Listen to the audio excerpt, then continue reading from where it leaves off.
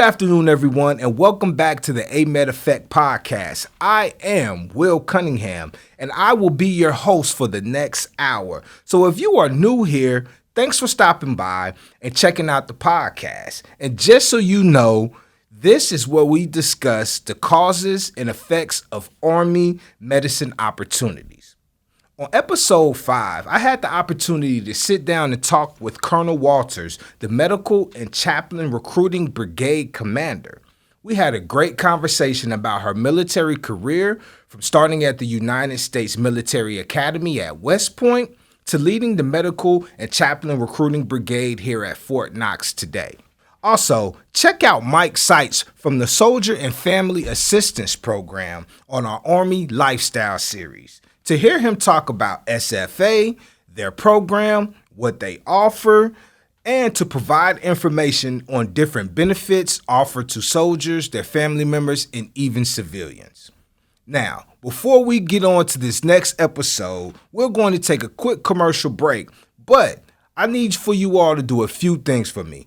Like this episode, comment on this episode or any of the previous episodes that you have watched, and also subscribe to the AMEDD Effect Podcast. You can find us on all digital streaming platforms. Are you looking to pursue a successful healthcare career at one of the largest and most advanced medical facilities in the country? If so, look no further. The U.S. Army is here. Visit goarmy.com/AMEDD to learn how you can serve soldiers, their families, military retirees, and at times the general public while providing meaningful service. The first step to a new career starts with you. Follow the link to learn more and speak to one of our virtual recruiters today. Now, everyone, help me welcome the next guest on the show, MAJ Buckler. Let's give him a round of applause.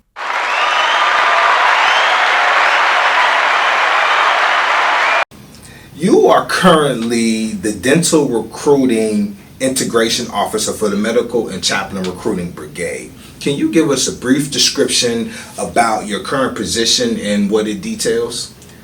Yeah, that's one of my two roles here. My predecessor, who's still here, Major Jones, is the primary Dental Recruiting Integration Officer, and I'm kind of the secondary right now.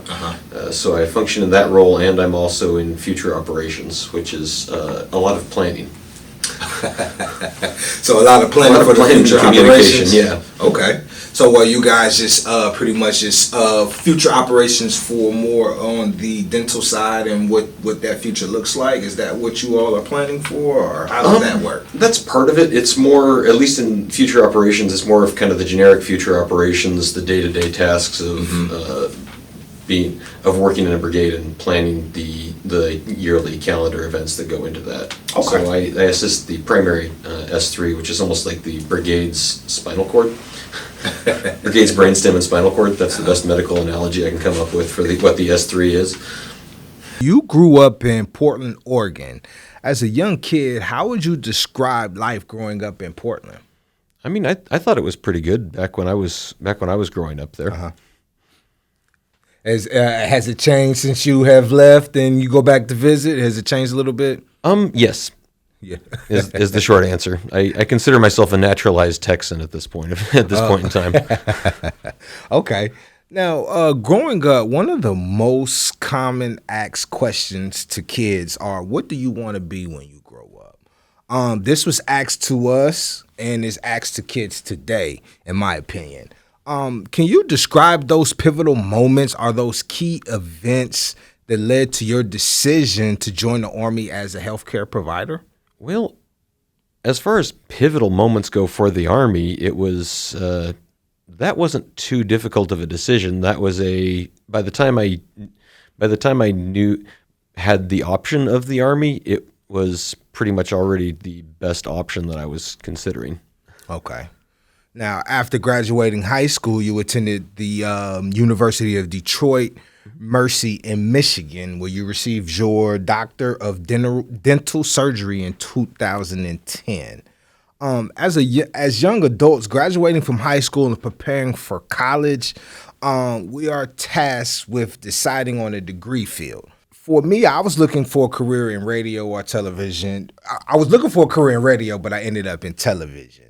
prior to attending college, did you know the field or the degree path that you wanted to pursue, or did it change once you got to college?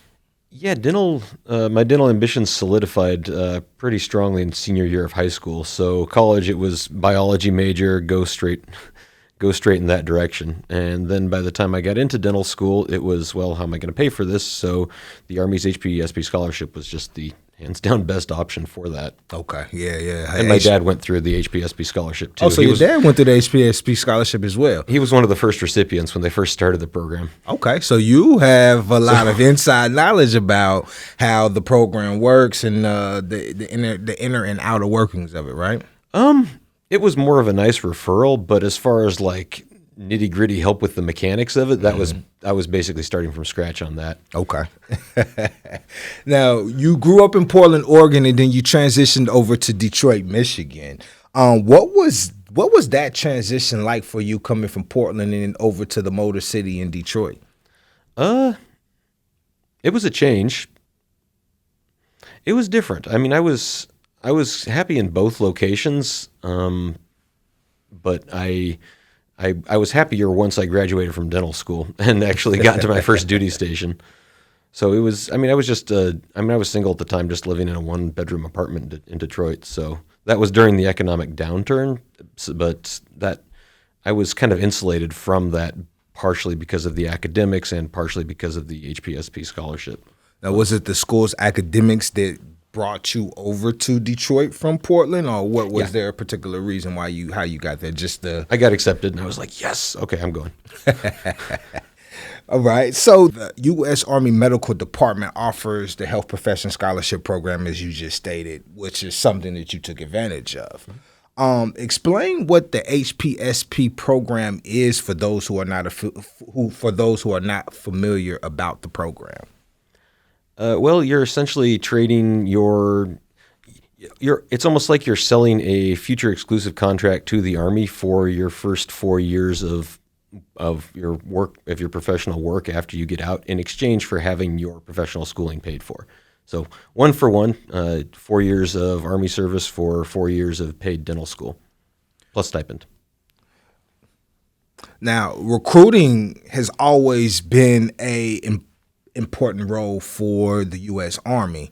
Our recruiters are responsible for going out. They meet with students, they talk to students, and they also spread the word about the Army and the opportunities that they offer. Part of the process is recruiting the nation's top qualified medical professionals. Well, you've already answered this, but I was going to ask again.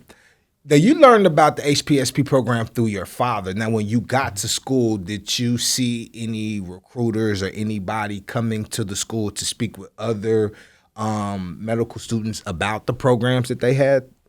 I don't recall seeing any at my college. It was pretty self-directed as far as finding the Army for that. I actually reached out to the recruiters. Oh, so you took it upon yourself to reach out to the recruiters, figure out about that info. Well, you already know about the information, but reach out to the recruiters so that way you can go ahead and get the process started. Yeah, I didn't really know what all it entailed, so I just gave the recruiters a call and they walked me through it.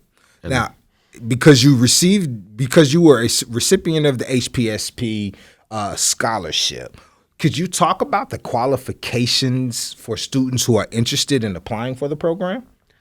Well, the big four are: you've got to be a U.S. citizen, you need to be accepted into your dental school program or medical school program, physical qualifications. You don't have to be perfect physically. You can have flat feet and bad eyesight like myself. A lot of stuff can be waived, but you do have to meet certain minimal requirements there and pass a security background check. Those are the big four. After that, at least as far as the dental corps is concerned, you're just competing with all the other applicants. So the better you do in terms of academics, your letters of recommendation, your personal statement as to why you wanted to join the HPSP scholarship program, and then kind of a catch-all on your extracurriculars or other background activities. At what point in college should or can a student apply for the Health Profession Scholarship Program? I would recommend getting the process rolling as soon as you start applying for dental school. They roughly follow the same timeline, and while you can't be accepted to the HPSP program until you have the dental school acceptance letter.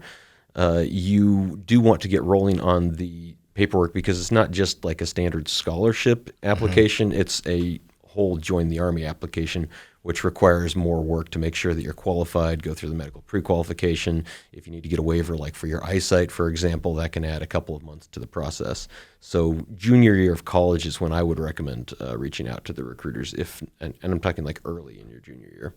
So would you say that the application process is totally different from, say, a financial aid, from a financial aid application? There's a lot of overlap, but when you're going through the Army process, because you have to get, you're going to be an officer, so you have to go through a security qualification process. So there's some additional stuff that goes into that, security application, where you've lived for the last 10 years, stuff like that. Mm-hmm. Personal recommendations that aren't necessarily academic recommendations, that's another thing. It's a fairly lengthy packet, but there's a substantial amount of overlap. So a lot of the work that you do to apply for scholarships or to get into dental school, you'll already have a lot of that if you go to fill out the Army application. So when your dad sent in his recommendation, he was able to put, hey, I was one of the first recipients of this program, and now my son is coming through? I don't think he actually had any connections that helped in that case, because I was going as a dentist and he was a psychiatrist, and he was in his late 50s, early 60s. So everyone that he knew at the time was already out. But it was, it helps that would be the sort of thing that would go into your letter of, kind of your letter of intent or your application statement. Uh-huh. Okay. Well, let's give a round of applause to your father for being one of the first recipients of the HPSP scholarship. Medical students often worry about how they will pay for med school, how to balance school and working, and where they will work after they graduate. In what ways did the HPSP scholarship alleviate some common pressures or worries that medical students face? Oh, yeah. Well, that was, every semester there was a few-week period where people were scrambling to take out student loans or find a way to finance their next semester. So being in the HPSP program really helped kind of cut that. It wasn't something that I had to worry about. It was just get a letter from the Army saying that, yes, I'm in good standing. Yes, he's still in the program. And then the school would just kind of bill the Army directly. So that was helpful. The living stipend was super helpful. I did take out I liked to live a bit beyond my means, so I did take out a couple of student loans for that. But 4 years of dental school and $25,000 in debt is a ridiculously good deal. And honestly, if I'd been a little bit more frugal, I wouldn't have even have had that. Right. Yeah. Understood. Describe how the financial support from the scholarship impacted your medical school experience. It freed up a lot of time for studying and other things and relaxation. Not that there was a whole lot of that in dental school, but it did take that major stressor off the table. And also the reimbursement for things like your dental loops, the magnifying glasses, your laptop, as long as the school required it, the Army covered that as well. And there was a bunch of miscellaneous things like the practice teeth. There was several $100s in practice teeth that the Army covered as well. So would you say that having that help or having that financial support from the Army was different from your other peers who were not in the program? I think it made my life quite a bit easier than in that respect than a lot of my other peers. Now, when you complete medical school, you have the Army offers 78 residencies and 43 fellowships. Talk about the medical school that you wanted to attend, and when December came around and it was military match day, did you match to the school of your choice? The dental corps doesn't do matches in quite the same way, so there isn't that match day scramble like there is on the MD-DO side of the house. So it's a little bit more laid back on the dental side. Okay. One of the reasons I liked dentistry, in addition to just kind of knowing that was a specialty that I was interested in from the get-go. On the dental side of things, when you go through the HPSP program, when you graduate as a dentist, you're qualified to work as a dentist. You don't have to go through a residency. one of the conditions for the dental HPSP is that you have to apply for a residency. You have to actually fill out the paperwork, but you don't have to accept it if you get accepted. So you can just do your time and get out, or you can apply to one of the Army has a bunch of dental residencies covering all the major specialties, plus kind of a more generic catch-all advanced education in general dentistry 1-year residency that's kind of a neutral year. It's a normal education year. It doesn't count towards your payback time, but also doesn't add to it like a normal residency would. So that was the one that I got into, that I went with. Now, you completed residency training at Fort Sill, Oklahoma. What was the process like for you when you were determining where you wanted to do your residency training at? Well, there's only a few locations where the Army has dental residencies, so you're kind of limited to, all right, we've got like 4 or 5 locations, and you're going to one of those 4 or 5. So right off the bat, you have some idea of where you could end up, and then it just depends on which residency program you're assigned to. Now, is there a piece of advice that you would give to a dental student who is thinking about attending one of those residency locations on how they should pick or choose which one they will go to, or would you say that they're all pretty much even killed? I mean, I've been happy wherever I've gone, so I haven't really had any issues that way. As far as preference, you do rank them, and the dentist who assigns dentists. The Army takes that preference into account, but oftentimes more people want certain locations than they have slots in those locations. Mm-hmm. So the preferences are taken into an account, but you'll probably get a choice that you prefer if you rank your top 3 as the top 3 that other people are less likely to want, if that makes sense. Okay. You can get more predictability by preferring locations that other people are less fond of. Okay. So you did your year down at Fort Sill, Oklahoma. You completed your advanced education in general dentistry. How would you say that training prepared you for your job in the military? Oh, that was so helpful. The 1-year residency was like dental school the way it should have been. It was a really helpful way to kind of ease into the flow of seeing a lot more patients while also kind of getting used to the Army side of things. You had a residency, and you had a faculty instructor basically for every specialty, and there was only about 4 to 8 residents depending on the program. So you had a lot of one-on-one time with the instructors and a lot of individual help. So it just 10 out of 10 would do the AEGD residency again and the HPSP program, which is probably why I got the job in recruiting. So when you finished in 2011 with your residency, what was your first duty location, and how did you adapt to the military lifestyle? I think I adapted reasonably well.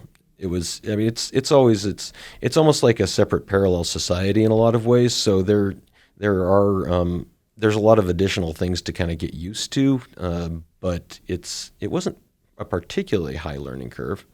Apart from the acronyms. Right. The acronyms I'm still learning. Yeah, me too. I'm still learning those different acronyms too. And you said what was your first duty location? First duty location after Fort Sill was Fort Bliss in El Paso, Texas. Okay, so El Paso, Texas. Yeah. And I wanted that one. Okay. Yeah, I had family in Las Cruces, which is like an hour from there. Okay, so that's why you could consider yourself a Texan now, huh? Yeah, it's El Paso is officially my home of record now. Because after I got out, then I got back in, and El Paso is my home of record from there. So. Okay. And I met my wife in El Paso, and her family's there. Okay. Now, 2011 was a big year for you because not only did you finish residency training, but you also deployed with the Bulldog Brigade Combat Team of the 1st Armored Division. Explain to our listeners the roles and responsibilities of an officer in charge in a deployed state. Well, I was a brigade dentist in the deployed state at the beginning of 2012. I was notified of the deployment at the end of 2011, most likely. Because what happened was the brigade had already deployed, and the dentist who was with them finished his term of service and was like, I'm done. So they had to bring in someone to replace him, and I had the advanced training, so I was a good option. So I went down there for a few months, and when you're a brigade dentist deployed, you're in what's called a Role 2 combat facility, which is essentially a mobile dental facility with yourself and one dental assistant. That's part of kind of the local clinic. So I wasn't like the officer in charge of the entire clinic. I just had my own little dental area at the time. But it was nice. Counterintuitively, it was actually a good experience. Believe it or not, my patients were happy to see me. And if you got to deploy, go as a dentist. Oh, now, are there any humanitarian missions that took place or that you could speak about while you were deployed? Not while I was deployed, but humanitarian mission-wise, in the AEGD residency, we did do one medical mission to Honduras where we did dentistry on a bunch of at an orphanage, and that was kind of part of the broadening experience and part of the pediatric experience. So it was helpful and beneficial. Yeah, that's good. And it was led by one of the Army's pediatric dentists. So how long did you all spend in Honduras? 2 or 3 weeks, if I recall correctly. So seeing a lot of patients, probably working It was long hours. A full-time job. It was it wasn't a vacation, but it was still nice. Right. Would you say Honduras is a place that you would like to go back to visit, maybe, or for vacation or relaxation, or is it wouldn't be top of my vacation list currently, but that's because my current vacation list has about 25 places on it. Got somewhere to go after you retire, huh? It keeps getting longer. In 2015, you got out of the Army and you practiced dentistry in the civilian world for 3 years. How did the work differ in the civilian world, and was there a big difference on how you practice in the civilian world from the Army world? Well, the work was the same in the sense that you're doing the same procedures. The pace in the civilian clinic was very different. The AEGD residency was a big help on that. And so there's a lot of differences.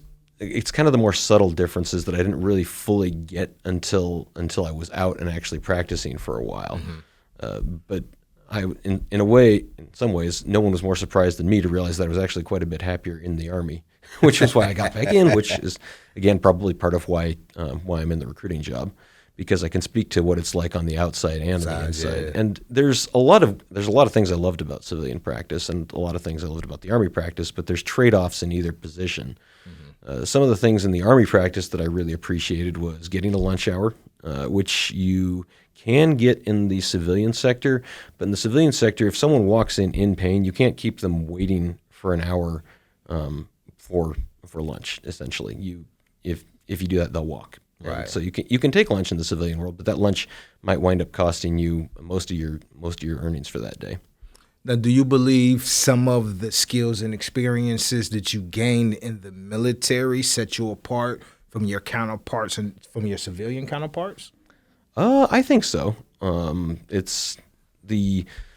was again going back to the AEGD residency training. That was the big one. But myself and Dr. Nam were the two top performing dentists in the civilian clinic that hired us, and we're also their longest lasting associates, and both Army dentists. So the clinic liked Army dentists. I think it was a mutually positive experience. In life, there are things that we like and there are some things that we don't like. What part of Army life do you enjoy most, and what do you least like? That's going to vary a lot from person to person. Mm-hmm. Getting back in 2018, the two things that were top of my trade-off list for the Army was morning PT, because I do not like morning PT. Who does? Some people. And in general, if you are most productive in the evening and are a night person in general, the Army schedule is made for morning people. Mm-hmm. But on the other hand, so is the dental school schedule. So if you're an evening person, you've learned to adapt by the time you get into the Army. Right. So that's pretty much it. Now, you just said it. In 2018, you re-entered the Army. Talk about why you decided to return and how the experience has been since you have returned? Oh yeah, there was a lot of things that got me back in, and none of those reasons that got me back in changed. It was a fairly lengthy list. One of the major draws was I wanted to go to another Army dental residency because getting continuing education in the Army as a dentist was easier than private practice. Gotcha. Because in private practice, if you're taking time off to do continuing education, then you're losing the income from that time, and you never know whether that's going to be a good week that you're missing or a half week that you're missing. So either way, you're losing the income, you're paying for that time, whereas in the Army, you're getting paid oftentimes while you do the continuing education. And even if you're doing kind of extracurricular outside the Army continuing education that you're paying for, you can still do it while taking leave or something similar, so you're still actually getting paid for that, which makes getting the additional training a lot easier. Other things, I really appreciated getting a routine lunch hour, the more predictable schedule, the pacing. I liked the pacing a lot more. Getting back to one of the earlier questions, but one of the myths about the Army is that it's harder to start a family in the Army, and I actually found that to be the opposite of my experience. I met my wife in El Paso when I was stationed there, and we had both of my children were born in the Army, and because they were born while I was in the Army, that made the first few months after the birth a lot easier. Right. Okay. I mean, contrasting my experience with that of the practice owner where I was working before, when he had his firstborn, he was back to work after a couple days because he couldn't afford to be away. I got parental leave for more than a month, and my wife really appreciated that too. Yeah, can't beat that. Being there to be home, help the wife with the baby. That's always. I know she appreciated that a lot. So now your dad was in the military. You grew up a military brat. Or would you say you grew up a military brat, or? Dad grew up a military brat, not so much me. Dad was in. Dad did his HPSP time and then got in the reserves, and then got out before he retired. My grandfather actually stayed in the Navy long enough to retire, but we'd moved and more or less settled down in Portland before I was old enough to really remember. Okay, so you didn't get to do the whole moving around stuff. Yeah. Now your kids were born into the military. How have they liked the experience of growing up as military brats? I don't think they're really old enough to have that full conception yet. I mean, my oldest is currently 4, so he's starting to develop that. I'll find out how much what his thoughts are when we move after the summer, but he doesn't seem to be particularly concerned about it, and we've been anticipating it for the better part of a year, so it's not like it's unexpected. Yeah, the moves are always something you have. You have your friends here, and then you have to move, and then you have to go somewhere else and make new friends. So I know that has always been a issue, or not necessarily an issue, but something that we always had to deal with when you had to pick up and move when you were somewhere for 2 or 3 years, and you had all of those friendships. Yeah, moving's always kind of a pain, but I tend to like the change of pace. So to me it's worth it. Yeah, I liked it too because I think now as an adult I'm able to adapt to different situations, different personalities, different cultures. So it was always I love the experience myself.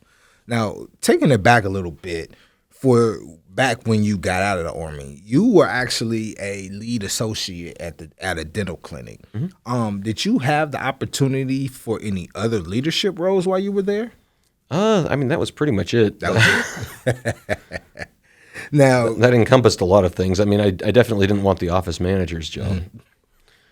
She probably had a whole lot of other stuff to deal with, huh? She was an excellent office manager, but I did not want her job. It gave me a great deal of appreciation for office managers and support staff. Can you discuss the leadership roles you have held with the Army that you may not have been able to hold if you were in a civilian role? Yeah, I don't think in a civilian role you'd wind up managing a very large clinic at any given time. I would expect in most civilian clinics there's not more than 2 or 3 doctors working at one time. Mm-hmm. And in the Army, before I got this position, when I was still at Fort Bliss after I got back in, I got to spend about a year as the officer in charge of the East Bliss Dental Clinic. And that was about 6 or 7 doctors and more than 20 chairs. Oh, wow. Okay. So that you had a lot more traffic coming through at that bigger hospital. Yeah. Mm-hmm. Yeah. So is that hospital down at Bliss, that dental clinic down at Bliss, one of the bigger ones that we have in the Army, or? Oh yeah, Fort Bliss is huge. So Fort Bliss doesn't have just one dental clinic. Fort Bliss has like 4 or 5, depending on how you count. Oh, okay. So let's see. There's the hospital dental clinic, which is the smallest. There's Chambers Dental Clinic, which I think is the largest in the Army, and that's got more than 70 chairs. Okay. And a lot of doctors. There's the East Bliss Dental Clinic, which is my personal favorite. Dental Clinic 3, which I'm also very fond of, which is midway between East Bliss and Chambers. Mm-hmm. Now, did you have the opportunity to kind of rotate through all of them, or did you stay at one particular location? Yeah, I wound up working at all 4 of them while I was at Fort Bliss. It's just kind of you work where you're needed, and it just kind of depends on where the roles are. I started out assigned to the hospital clinic, then got assigned to the brigade. The brigade got assigned to the East Bliss Clinic. Then when I got back in, I was at Dental Clinic 3, which is also where the new Fort Bliss AEGD residency is. So hopefully I'll get to go back there later on as maybe an assistant program director. Gotcha. And then Chambers Dental Clinic I worked at while the brigade was there, and a few times here and there. Okay. What opportunities for career advancement are available for Army healthcare, and how can Army medical professionals take advantage of them? Depends on what you want to do with your career. I can't speak to the other healthcare fields quite as much as I can to dental, but dental I've got a pretty good grasp at this point on what the options are. And so part of the reason I wanted to get back in was because I wanted the additional training, because there's no better place, I think, to get residency experience than the Army, just because you're getting paid as normal while you're getting the additional training that increases your value as a provider, whether you're inside the Army or out. But if you want to stay in the Army long-term as a dentist, you do want to do a multi-year residency, anywhere from 2 to 4 years, depending on what you specialize in, whether that's like a general dentistry specialty, the comprehensive dentistry, so to speak. That's the 2-year AEGD, which is what I'm going to do in a couple of years, or endodontics, periodontics, oral surgery. That's one of the ones that we get a lot of inquiries about. Mm-hmm. Those are a lot of excellent options in that case. There's also some kind of contracting out with civilian institutions for pediatric or public health residency positions.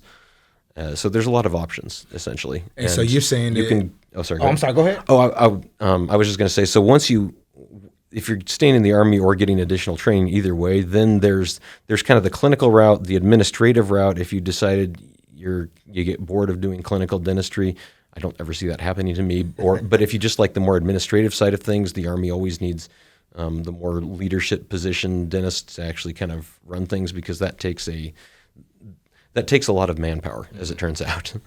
And let's see, there's also the education side of things, which is helping with the residencies, and there are some research opportunities as well. Okay, so you're saying in a couple of years you're going to go back out and do another year of the advanced education in general dentistry? Yeah, so I got into the 2-year AEGD residency. So there's a 1-year AEGD, Advanced Education General Dentistry, and a 2-year AEGD. Okay. And they're both separate programs. The 1 year you can only apply to if you're in the HPSP program. Okay. Because otherwise they would just be overwhelmed with applicants. So it's kind of you have a one-time opportunity if you're in the HPSP program, and then that's it.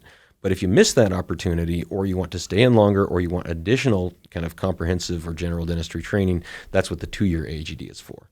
Okay. And that kind of helps general dentists maintain parity in terms of rank and skill and seniority with the specialists. Working within recruiting, how often are you able to get out and speak to any dental students, or is that not one of a role that you play? There's been some opportunities, but most of that, I've done a few presentations, but most of it's kind of one-on-one, which was actually part of the reason I went with the Army over the Navy, just because the Army put in a lot more one-on-one effort with me. And the Army clearly wanted me, whereas the Navy seemed a lot more ambivalent back when I was applying. And that's kind of been my role here now that the roles are reversed. So Major Jones and I we'll just call people one-on-one individually. And often that really helps because everyone's situation is different, and you can kind of hear more about where everyone's at, so you can give them more information that they need to make the decision that's best for them.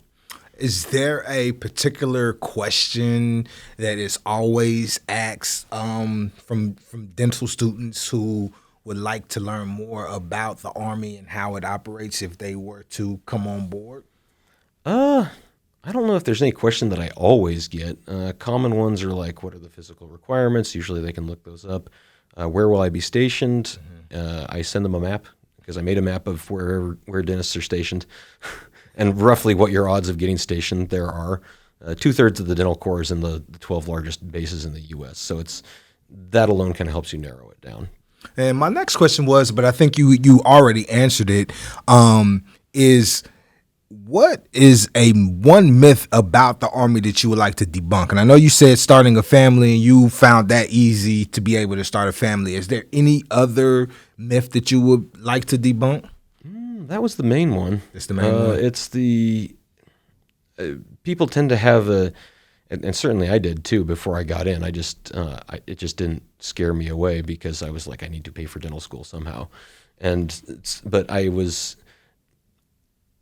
It really is more like a normal job than most people realize, and at least when you're a dentist in the Army. It's like you get up, yes, you wear the uniform, yes, there are additional rules, and you're under the UCMJ rather than under rather than under normal civilian law when you're in uniform.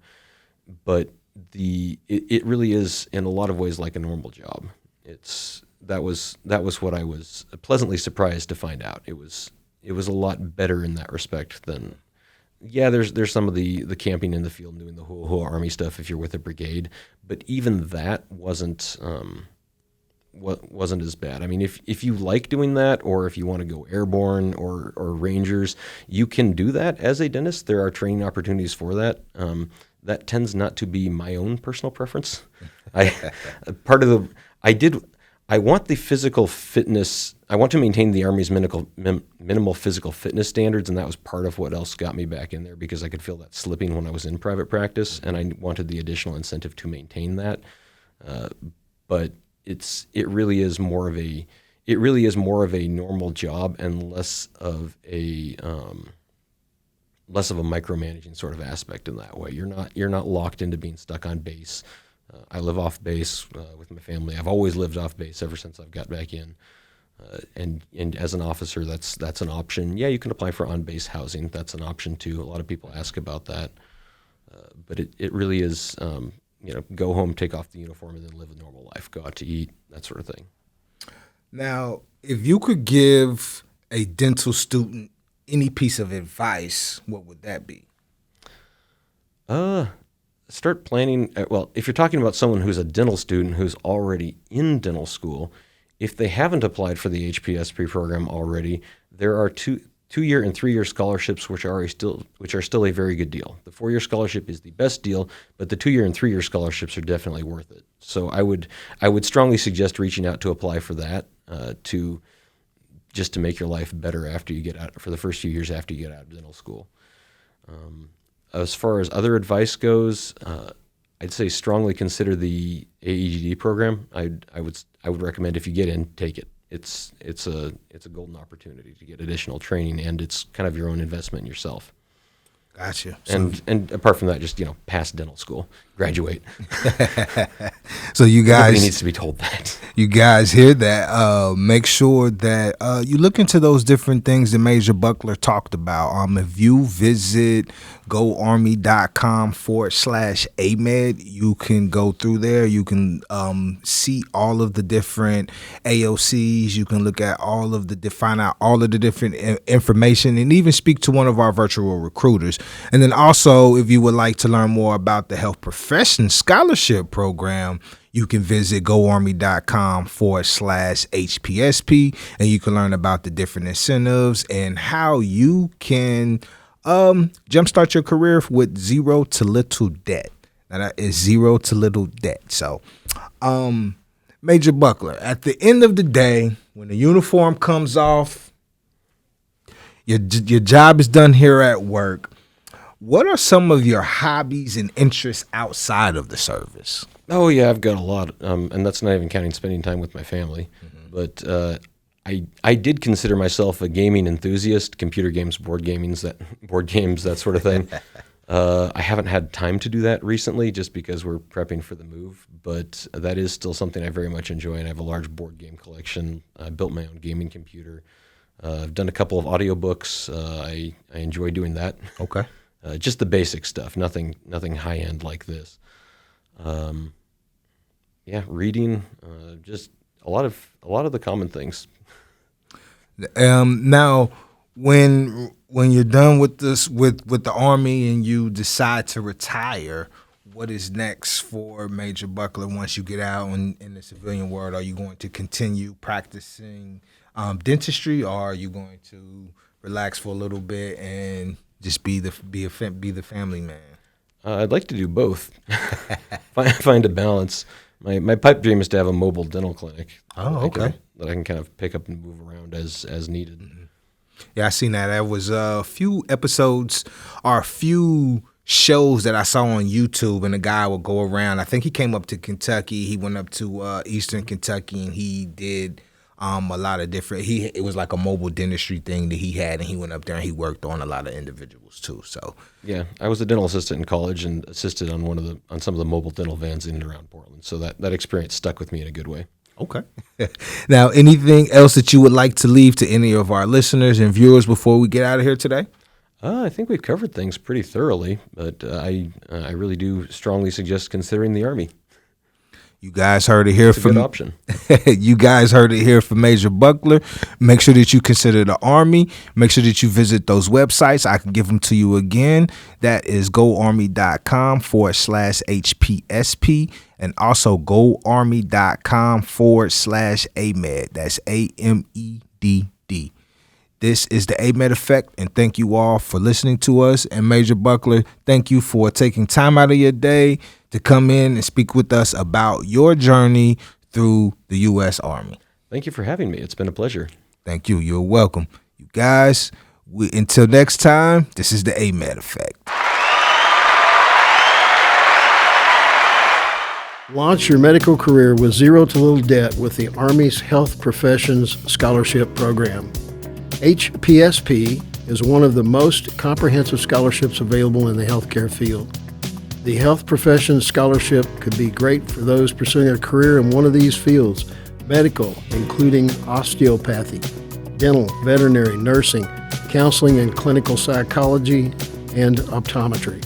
For more information, visit goarmy.com/HPSP. The causes and effects of Army medical opportunities are endless. When you join the U.S. Army Medical Department, not only will you get more out of your medical career, but you will also provide meaningful service to soldiers, their families, military retirees, and last but not least, your country.